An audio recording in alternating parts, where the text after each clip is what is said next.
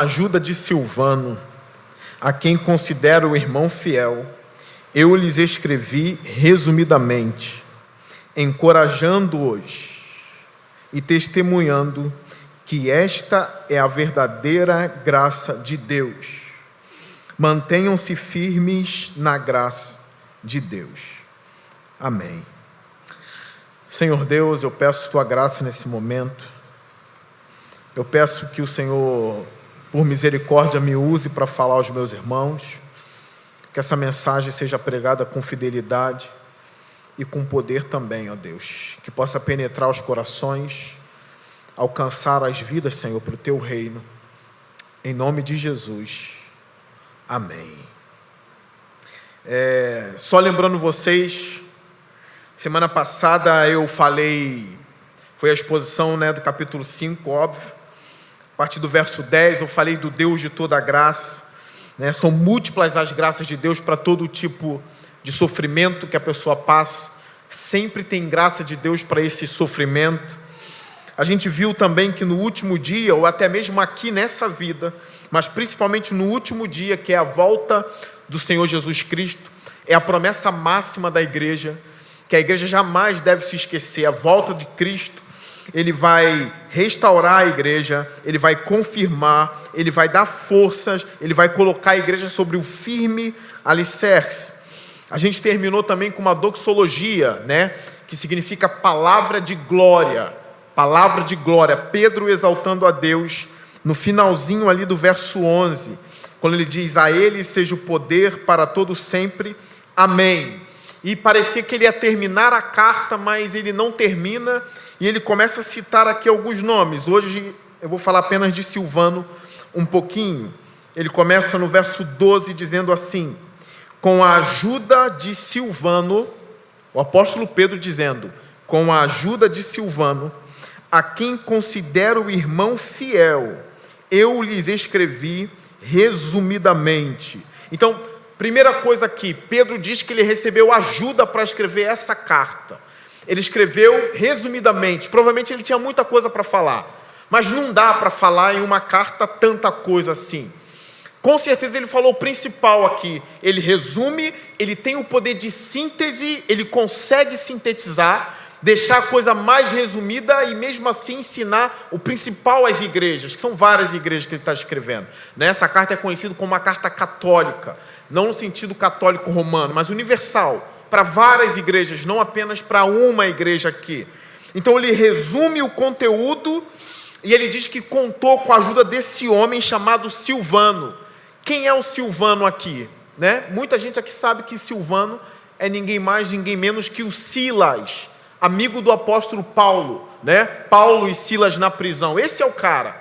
Silvano é o Silas, é uma variação do nome dele.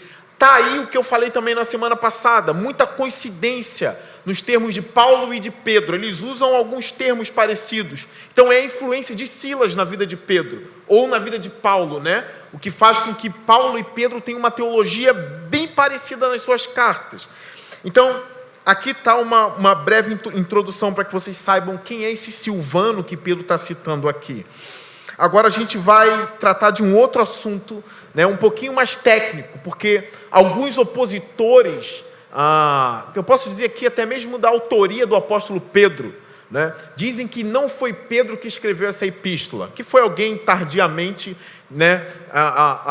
provavelmente usurpando o nome de Pedro para escrever uma carta. Então eles acusam dizendo, primeiro ponto, o grego dessa carta aqui é um grego muito refinado, é um grego muito fluente, e como pode um pescador, um galileu, escrever uma carta assim, com um grego fluente, preciso? Não pode ser Pedro, tem que ser outro cara.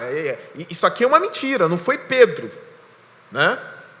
Aí está a explicação dos outros teólogos, que a gente pode chamar de teólogos mais ortodoxos, conservadores, dizendo, não, a resposta está nesse verso aqui.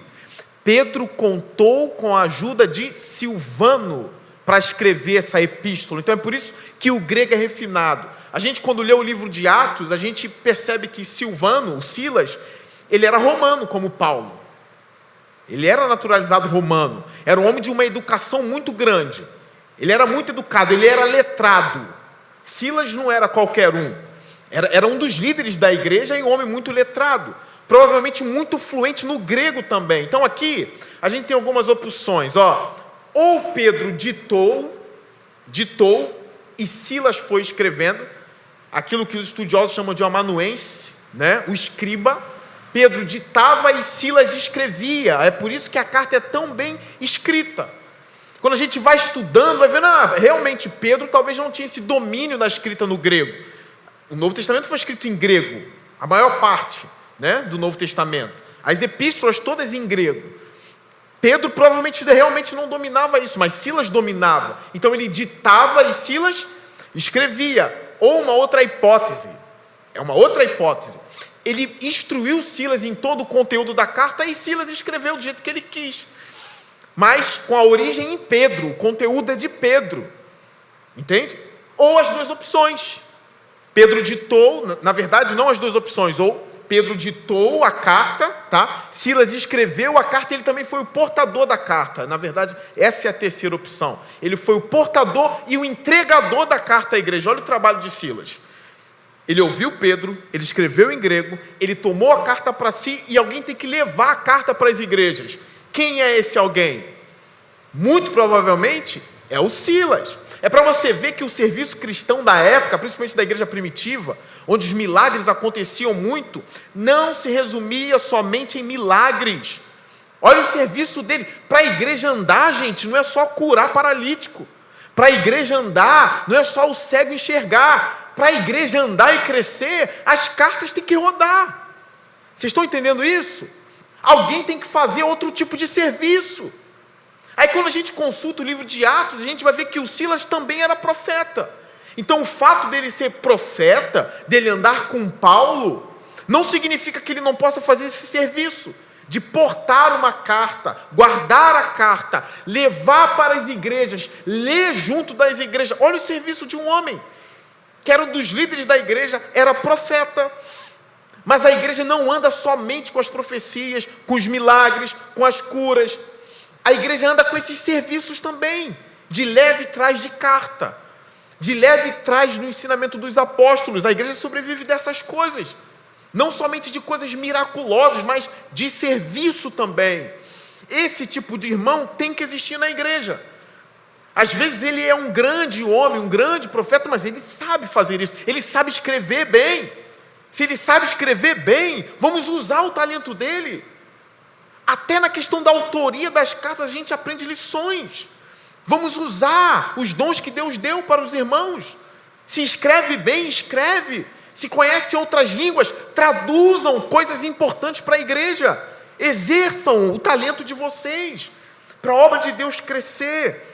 Gente, não somente isso, ele fala, com a ajuda, foi uma ajuda para o apóstolo. Aquilo que o apóstolo não consegue fazer, Silas faz. Aquilo que o líder da igreja não sabe fazer, tem um Silas que faz.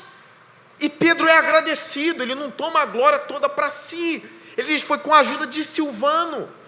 Ele cita o nome de Silvano, ele não diz só dele, somente sobre ele para a igreja. Ele cita outros irmãos fiéis que a igreja precisa dar crédito. Precisa olhar e saber, a igreja não tem só os apóstolos, a igreja tem Barnabé, a igreja tem Silas, a igreja tem Filipe, a igreja tem Estevão, a igreja tem Febe, a igreja tem Priscila, a igreja tem Áquila, e vários outros. Isso aqui é uma coisa tão... A gente lê, passa batido, mas é uma coisa tão importante, que a gente aprende tantas lições com isso aqui, que não dá para ler apressado, não dá para passar batido. Não dá para eu pregar sobre isso e já pular para o outro tópico sem falar disso para vocês. Fora esses teólogos aí da Torre de Marfim dizendo, não foi Pedro, foi alguém.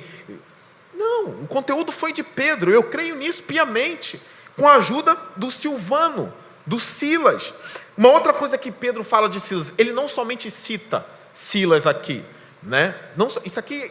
Tem uma outra lição simples, antes de eu pular para outro tópico, não é? Uma outra lição simples e prática. Olha, nunca tome algo que é dos outros e ponha como se fosse seu, não é?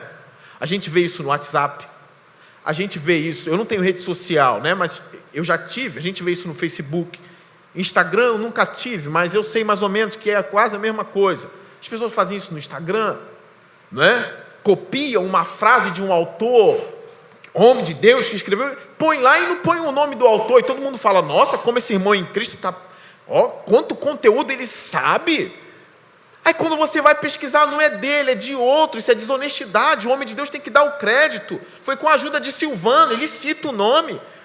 Se eu cito um texto, até mesmo na pregação, eu dou o nome do cara, vocês sabem disso. Se eu escrever alguma coisa no WhatsApp, ou em alguma rede social, que talvez eu faça daqui uns tempos, eu vou citar lá o nome do cara que escreveu, não fui eu, foi fulano, dê o crédito. Não usurpe para si aquilo que é do outro, dê o crédito.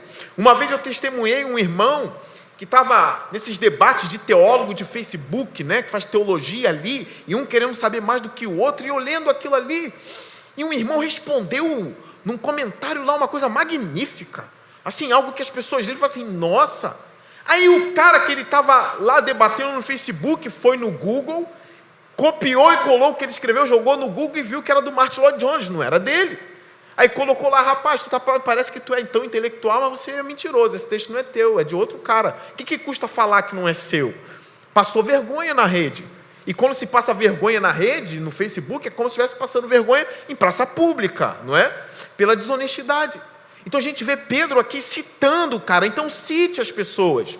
Não, eu aprendi com fulano, então cita, foi com fulano. Não, fulano foi muito importante para a minha vida, se eu sou assim, foi por causa dele. Dá glória para o outro, se é que eu posso usar esse termo. Qual é o problema disso? Então, mesmo Pedro citando já a ajuda de Silvano, ele diz mais sobre esse homem. Ele diz assim, com a ajuda de Silvano, a quem considero irmão fiel. Olha, eu considero, Pedro está dizendo, o Silas, um irmão fiel. Ele ainda exalta o Silas. Por que ele não usou só o termo irmão? Considero como irmão. Gente, é para dar mais força. É para mostrar que o Silas, ele não é qualquer um na igreja. Quando ele coloca irmão, fiel, ele está dizendo que o Silas não é aquele crente displicente. Não é aquele crente que, deixa as coisas irem, não ajudo, não faço. Não, ele é fiel. Fiel aqui não é só aquele que mantém a fé durante 10, 15 anos, não. É aquele que tem uma história na vida cristã. Tem uma história na igreja dele. Entende? Ele é fiel porque ele demonstrou a fidelidade. Então Pedro vai lá, ele não é qualquer crente, não. Ele não é qualquer cristão, não. Ele é um irmão fiel. E aqui, quando a gente... Vamos caminhar no livro de Atos para a gente ver por que ele chama Silas de irmão fiel. Olha o que esse homem chamado Silvano, Silas, ele passou, Atos 16. Então lembra, sempre que você quiser pesquisar sobre Silas, vai em Atos 16. Sempre. 15 também, né? 15 e 16. Bem, então primeiramente, vamos lá. 15, vamos lá.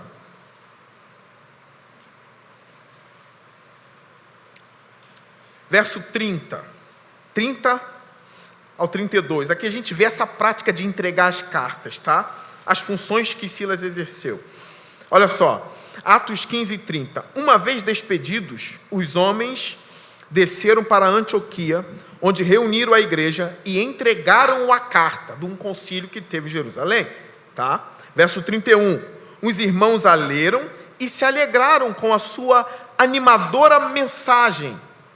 Verso 32, Judas e Silas, que eram o quê? Profetas, está aqui a prova. Judas e Silas, que eram profetas, encorajaram e fortaleceram os irmãos com muitas palavras. Então olha aqui, é uma parte, a gente vai ler uma outra parte. Ele entregou a carta, a igreja amou ler aquelas cartas, ou ler aquela carta. E não mais do que isso, eles ficaram ali fortalecendo a igreja. Ele tinha conteúdo, ele sabia aconselhar, ele sabia fortalecer. E tem mais, ele passou uma outra cena com o apóstolo Paulo, em Atos 16, depois que Paulo expulsou aquele espírito de adivinhação daquela menina, e os homens ficaram furiosos porque a renda caiu, porque aquela menina nunca mais adivinhou nada, então eles foram prender Paulo e Silas. Olha o verso 22, Atos 16, 22. a multidão ajuntou-se contra Paulo e contra Silas. E os magistrados ordenaram que se lhes tirassem as roupas e fossem açoitados. Vocês estão vendo isso? Verso 23. Depois de serem severamente açoitados, foram lançados na prisão. Está vendo como a fidelidade desse irmão vai sendo construída na história da igreja? Ele foi açoitado severamente do lado de quem? De Paulo. Ele tinha prestado um serviço, a gente pode dizer, um serviço mais calmo no capítulo 15, né? De levar carta, de fortalecer os irmãos com palavras, alegre. Agora aqui é a prova dele. É açoitado do lado de quem? De Paulo. Está Silas aqui ainda. Verso 25. Por volta da meia-noite, Paulo e Silas estavam orando e cantando hinos a Deus. Repara, não murmurando, não blasfemando, mas o quê? Cantando hinos a Deus. Gente, eles estavam presos, foram açoitados e louvavam a Deus na prisão.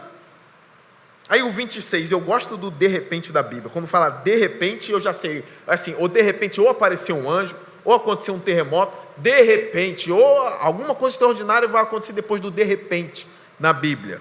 Então diz assim o verso 26, de repente houve um terremoto tão violento que os alicerces da prisão foram abalados, imediatamente de todas as portas se abriram e as correntes de todos se soltaram.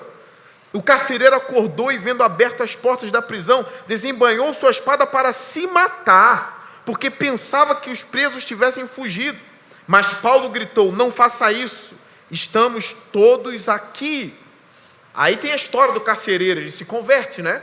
Creia no Senhor Jesus, será salvo tu e tua casa. Ele se converteu, se batizou, e o texto ainda diz que ele se alegrou muito por ter crido em Deus. Eu estou resumindo aqui, tá?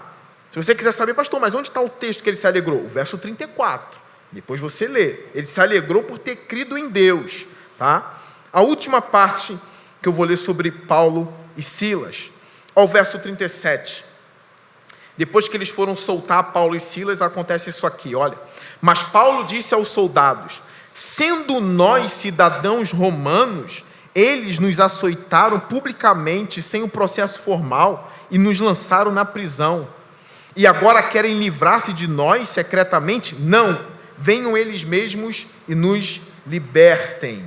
Ou seja, sendo nós cidadãos romanos, sendo nós, Paulo e Silas, cidadãos romanos, não eram qualquer pessoa, eram pessoas com uma educação elevada também, a cultura romana, greco-romana.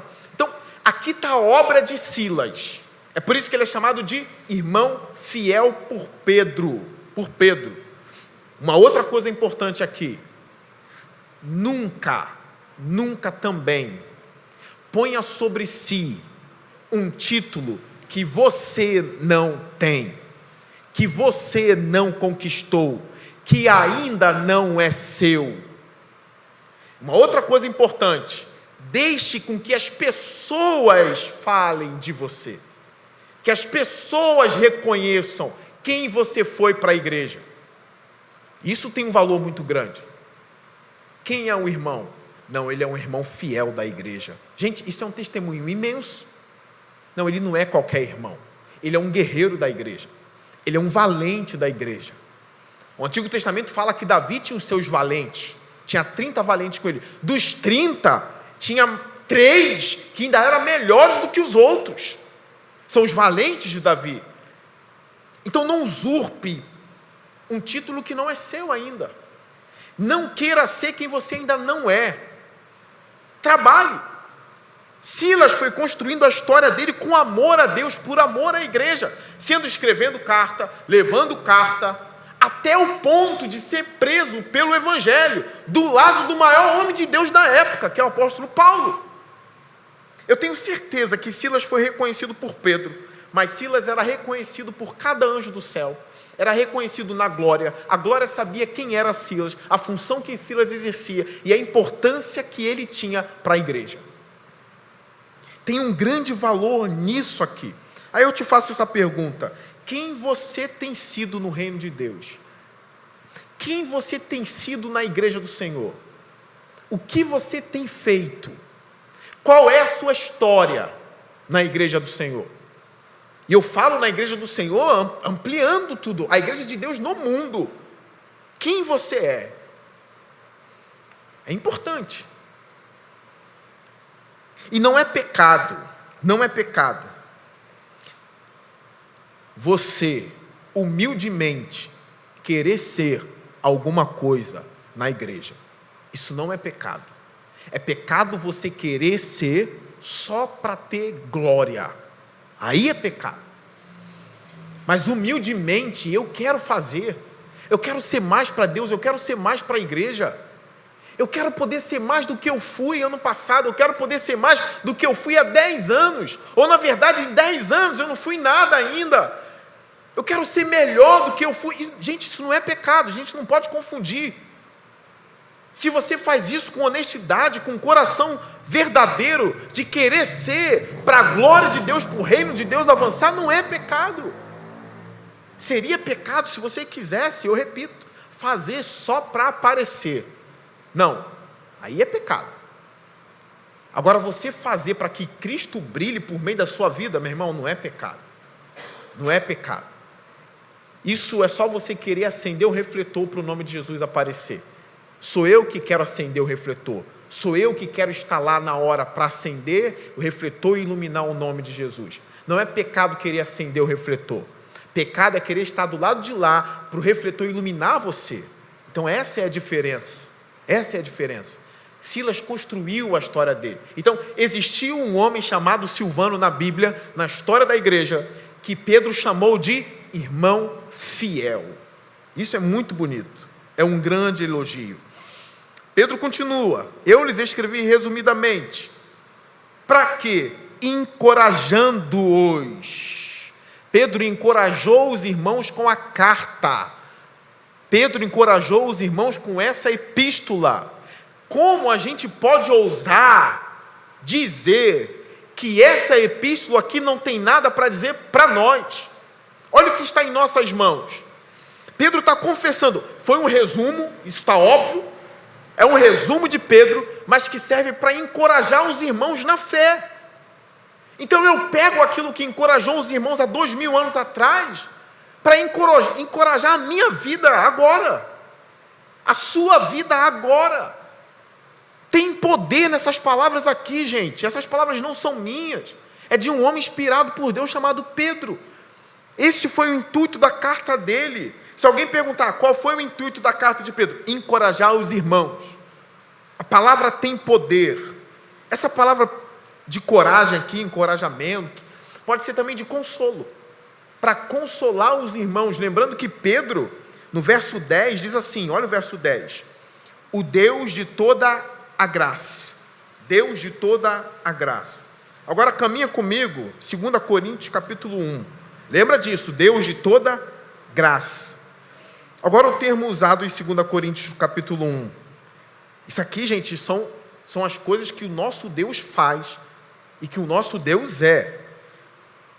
2 Coríntios 1, 3 diz assim, presta atenção, quem abriu, abriu, quem não abriu, já era. Vamos ler, hein?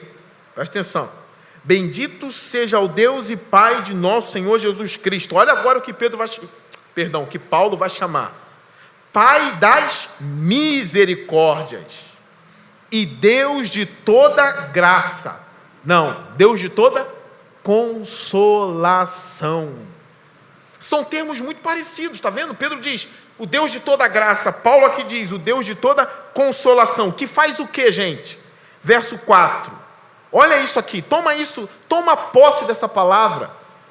Toma posse disso aqui, que nos consola em todas as nossas tribulações. O nosso Deus não é uma estátua, gente. Ele age. Ele é o Deus de toda a graça, da misericórdia, da consolação, gente. Ele não é um Deus de mãos amarradas. Ele não é um Deus sem emoções, sem sentimentos. Ele é o Deus de toda a consolação. Para quê? Para nos consolar. Em que? Em algumas tribulações? Não, o texto diz, em todas as nossas tribulações. Agora tem um para aqui. Para que, com a consolação que recebemos de Deus, possamos consolar os que estão passando por tribulações. Então, Deus consola o meu coração, Deus me consola, para quê? Para que eu faça o que Deus fez comigo, com você. Eu aprendo a consolar sendo consolado. Entende? Eu aprendo a amar sendo amado. Eu aprendo a encorajar sendo encorajado por Deus.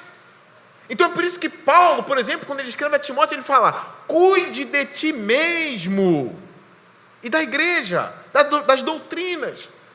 Esse cuidado é com a alma dele, ou seja, é estar diante de Deus, sendo consolado, animado, alimentado por Deus para fazer isso com outros. É o que Pedro está fazendo aqui nessa carta. O intuito dele é consolar, encorajar a igreja. E uma outra coisa importante, gente, Pedro não recebia pelas cartas. Isso aqui que é impressionante, era de graça. Ele enviava de graça, ele não era pago para isso, não, gente. Espera aí, cada carta custa 10 mil, não era assim. Era de amor mesmo. É como se fossem sermões, entende?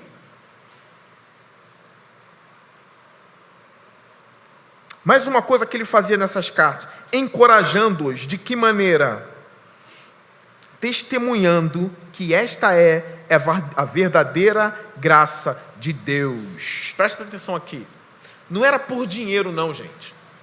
É porque Pedro sabia que isso aqui era a verdadeira graça de Deus. Ele sabia que isso era a verdade de Deus, ele precisava falar disso para a igreja. Repara que Pedro não tratava a fé dele, ele não tratava o evangelho como mais uma verdade no mundo. Ele não tratava a graça de Deus como mais uma graça de tantos deuses. Ele não tratava assim. Ele era convicto nisso aqui. Primeiro, ele viu Cristo ressurreto. Acabou aí. Ele viu Cristo saindo do túmulo. Na verdade, isso aqui, é claro, eu estou aumentando. Ele não viu Cristo saindo do túmulo. É para que vocês entendam. Ele viu Cristo saindo ali com as mãos furadas, com o lado furado. Está ali, é verdade. Aqui está a verdadeira graça de Deus. Não tem mais para ninguém. Não tem mais nenhum outro Deus para me enganar. Eu vi Ele levantar dos mortos. E aquilo que eu costumo dizer, gente, quem levanta dos mortos pode dizer qualquer coisa que está aprovado. Depois de 3 dias, Ele levanta dos mortos com o corpo glorificado, com as marcas ali para mostrar: fui eu morri, eu ressuscitei. Foi-me dado todo o poder nos céus e na terra. Vão, agora eu vou. Está aprovado, está comprovado. É a mensagem verdadeira. Uma coisa que eu pude ver, eu já vi vídeos sobre isso, de gente que se diz evangélico, gravando vídeo, escrevendo, criticando os missionários. Por quê? Porque eles não estão agindo como Jesus, no entendimento deles. Que eles são mal educados, que eles se acham donos da verdade, dos missionários, recebendo a crítica desses evangélicos, mais progressistas, mais da ala comunista. Eu preciso falar isso porque e é verdade, é um fenômeno, está crescendo, não tem que falar, a igreja não pode se calar. São progressistas, dizem assim: não, os missionários têm que, eles precisam respeitar a cultura dos índios, por exemplo. Peraí, eles estão matando crianças deficientes, os missionários têm que respeitar isso? Não, mas cada um tem a tua verdade, cada um tem o teu Deus, deixa o nosso Deus para a gente, deixa o Deus dele para eles. Repara a deficiência na mentalidade desses evangélicos mais progressistas. Eles não serviriam para estar com Jesus. Gente, se isso é falta de educação, Jesus era mal educado, porque ele pregou para os samaritanos, ele pregou para todos, e outra, ele é tão mal educado que ele mandou os discípulos: ide por todo mundo e pregai o evangelho e batizem as pessoas, ensinando todas as coisas que eu ensinei a vocês. Isso é o mandamento dele, gente. Aí eu vejo pessoas evangélicas que têm uma ONG que resgatava crianças indígenas com deficiências, livrava elas do infanticídio, que elas eram enterradas vivas nessas tribos. Ainda tem tribo assim no Brasil que faz isso. Aí são chamados, sabe de quê? Sequestradores de crianças, porque não respeitou a cultura indígena.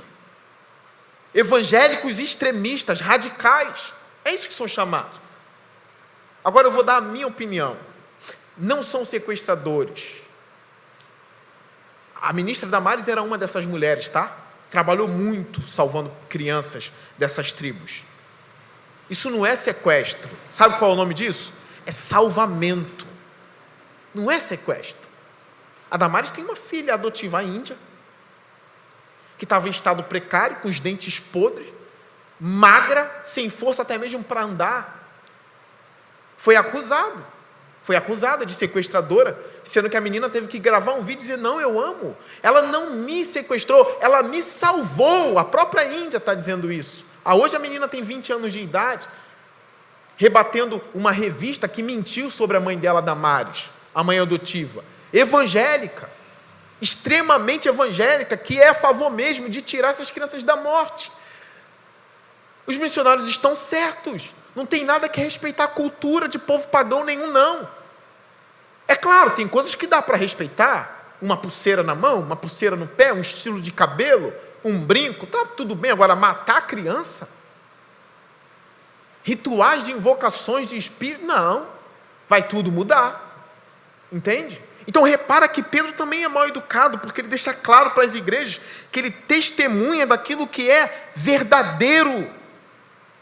Para ser mais preciso, testemunhando que esta é a verdadeira graça de Deus. Pedro é muito intolerante aqui, irmãos. E a igreja precisa ser como Pedro. A igreja não pode ficar assim, mas, porém, quase tudo igual. Deixa cada um no seu. A igreja não fica mais saindo. Não pode. A igreja tem que ser incisiva. A nossa mensagem é, sim, a única mensagem verdadeira, atestada pelo Cristo. E ponto final. É assim que a gente tem que ser. Ser forte na nossa fé. O Evangelho é a única mensagem salvadora de Deus que quer os homens. Não tem outra mensagem. Pedro falou isso também lá em Atos. Não há salvação em nenhum outro nome, a não ser o nome de Jesus Cristo. Repara comigo aqui em Atos 17, a intolerância do apóstolo Paulo. Eu digo a vocês, se vocês querem imitar alguém, imite esses homens aqui, que conheceram Jesus de perto. Não vai acreditar nesses teólogos que falam sobre Jesus depois de 2000 anos, contrariando todos os apóstolos que andaram com Jesus. Quem é que está certo, gente?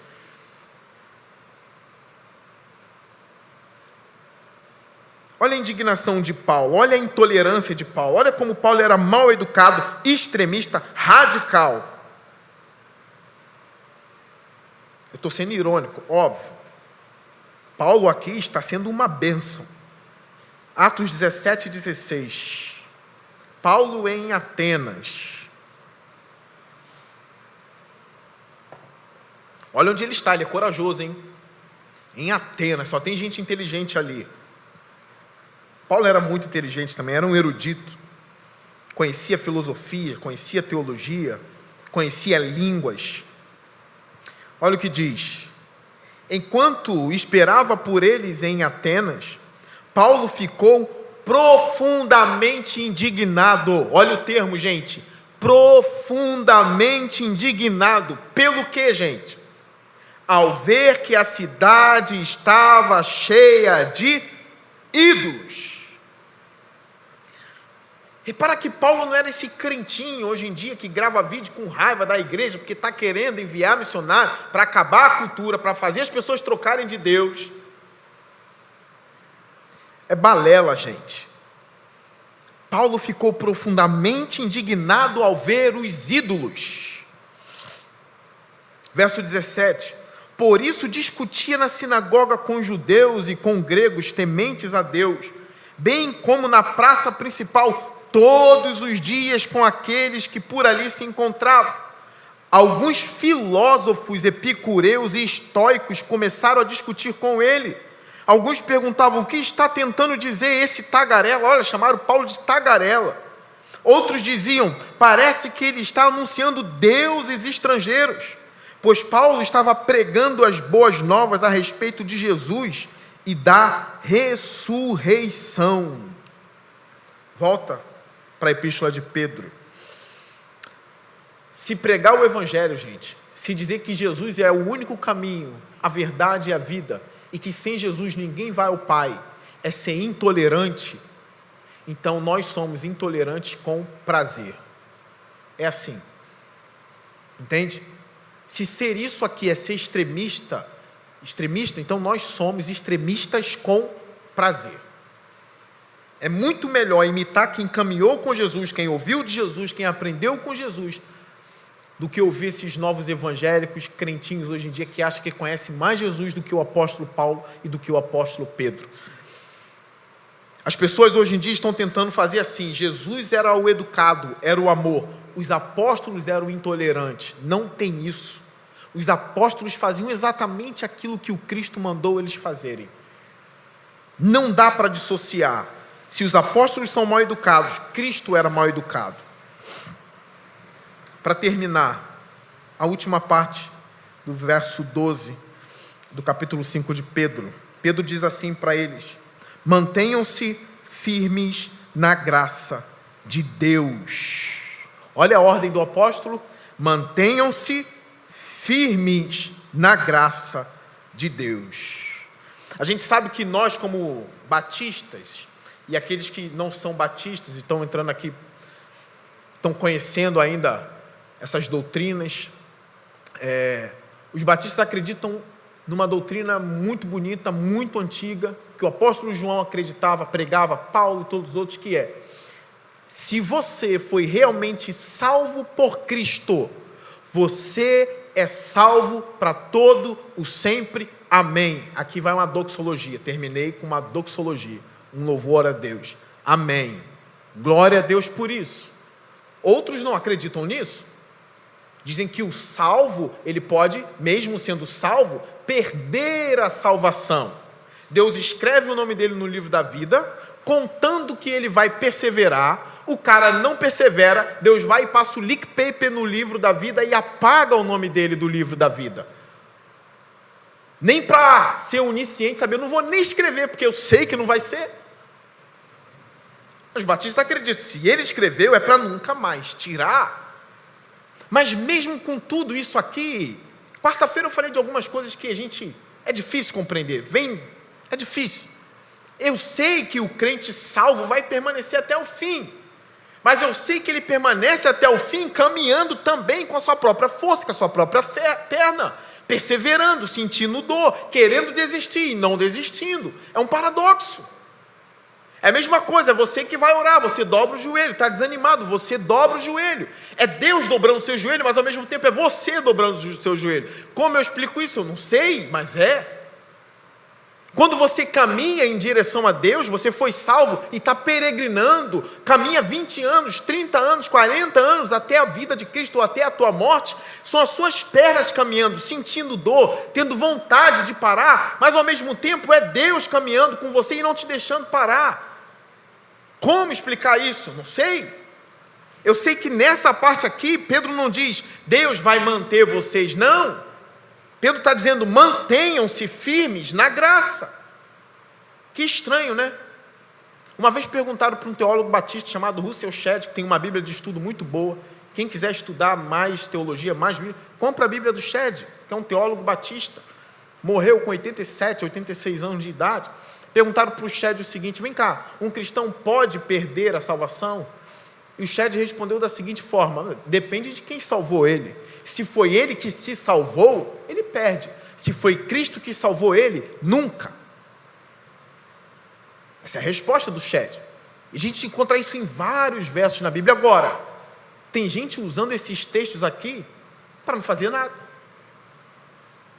Usando os textos em que está bem claro João dizendo, aquele que o Pai me deu, ninguém vai tirar das minhas mãos.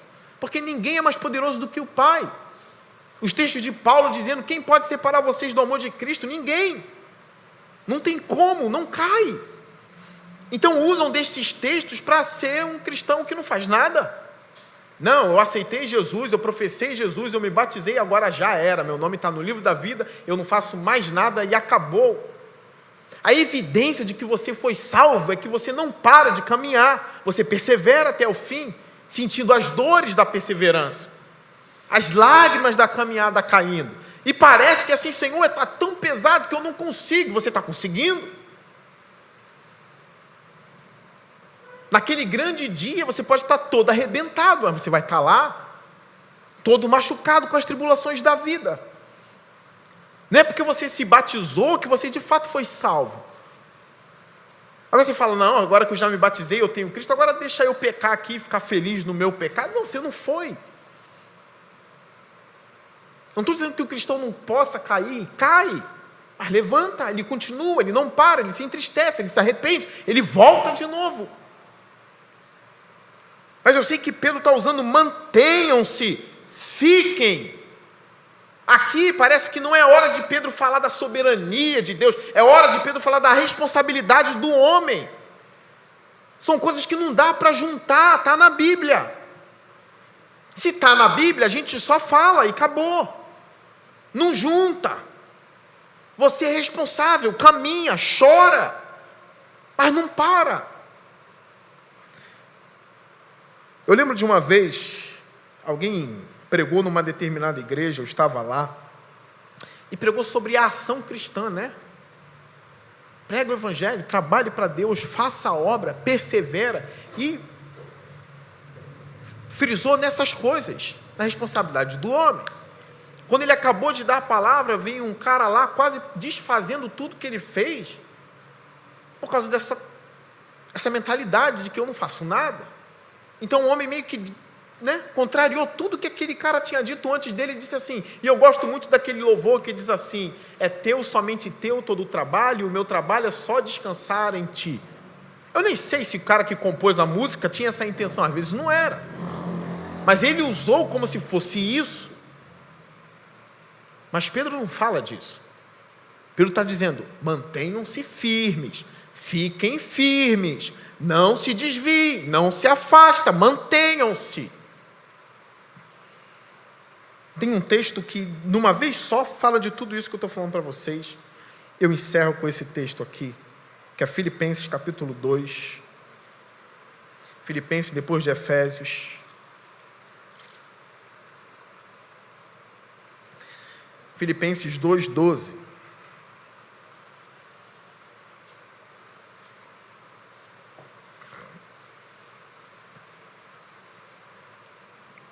Paulo faz como Pedro, só que Paulo dá o outro lado da moeda. Pedro só ficou assim, mantenham-se firmes. Paulo vai fazer a mesma coisa, mas não vai parar aí. Verso 12. Filipenses 2:12. Assim, meus amados, como sempre vocês obedeceram, não apenas na minha presença, porém muito mais agora na minha ausência, ponham em ação a salvação de vocês com temor e tremor. Olha, ponham em ação. É como se fosse o fiquem firmes, de Pedro. Só que ele não terminou aí. Olha o verso 13. Pois é Deus quem efetua em vocês, tanto o querer quanto realizar, de acordo com a boa vontade dEle. Calma aí. Que coisa é essa? Ponham em ação a salvação, pois é Deus quem efetua em vocês o querer e o realizar. Vocês estão vendo aqui a responsabilidade humana? Ponham em ação, façam, fiquem firmes, caminham. Pois é Deus que opera em vocês o querer e efetuar segundo a vontade dEle. E o cristão, o que faz diante disso? Simples. Não para de andar. Não para de perseverar. Continua. Não dá para fechar tudo sobre Deus, gente. Deus fecha tudo, é óbvio. Ele tem a explicação para tudo. para tudo. Moisés já disse isso, lá no livro de Deuteronômio. As coisas reveladas são para nós, as ocultas são para Deus.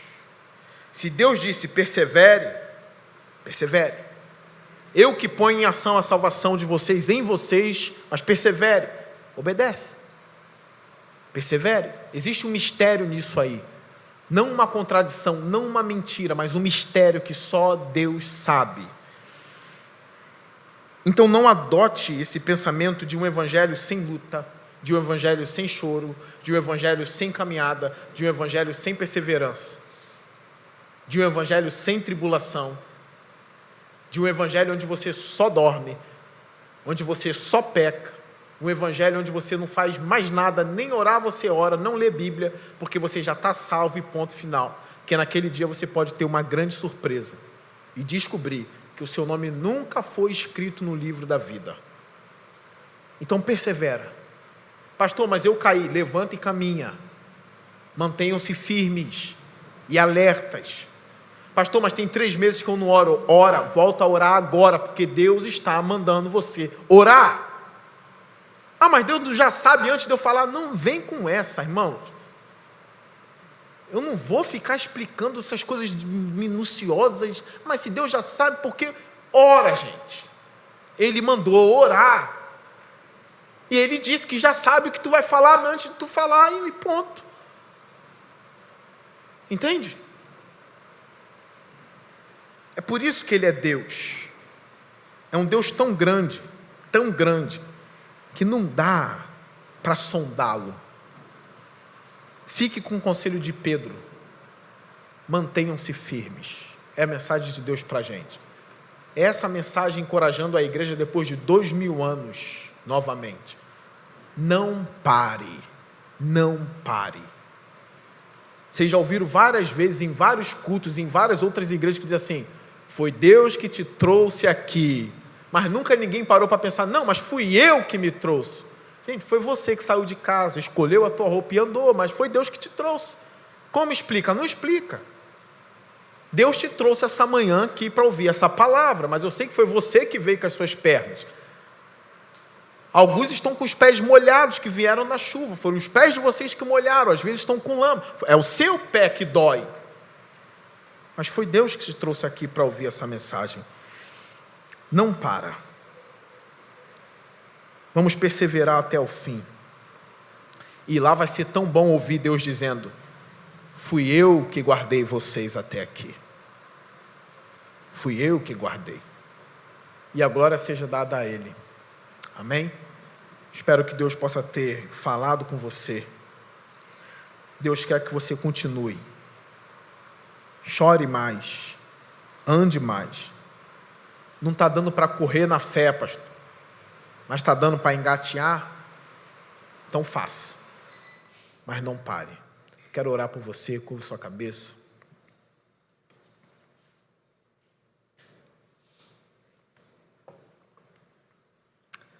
Senhor Deus, eu quero orar pela vida dos meus irmãos. Eu quero orar pela mente deles. Que eles possam, ó Deus, ser atraídos pela sua grandeza, sabendo que o Senhor é chamado de Deus. Grande coisa é isso. O Senhor não é uma lagartixa que talvez seja fácil de entender. Tu és Deus. Senhor, que a gente persevere até o fim, ó Deus. Eu sei que são as nossas pernas que doem, que são os nossos olhos que choram, e o Senhor está mandando: não para. E ao mesmo tempo eu sei, Senhor, que quando eu continuo, é o Senhor continuando em mim. Eu sei, ó Deus, que aquele que o Senhor salvou, ó Deus, que o Senhor tomou o coração, jamais se apartará de ti, Senhor. Que o Senhor jamais se apartará dele também. Mas transmita a graça ao nosso coração. Que a gente faça tudo por amor, Senhor. Que a gente te ame de todo o nosso coração. E que a gente não pare a nossa caminhada cristã. Que a gente não deixe de te amar. E se há alguém aqui, ó Deus, que por acaso parou, Senhor, de alguma forma o Senhor está dizendo para essa pessoa que o Senhor trouxe ela aqui para ouvir que um cristão não deve parar. Que a gente venha pôr em ação a nossa salvação, crendo que é o Senhor efetuando em nós tudo isso. E para ti seja a honra, a glória e o louvor para todos sempre. Nos dê humildade, Senhor, para baixar a cabeça e reconhecer que Tu és um Deus grandioso demais. Que bom que Tu não é pequeno. Que bom que Tu não és minúsculo. Que bom que o Senhor é além do infinito, além da eternidade. Não dá para suportar esse conhecimento. Mas é por isso que o Senhor é Deus e o nosso Deus. Em Cristo Jesus eu oro. Amém.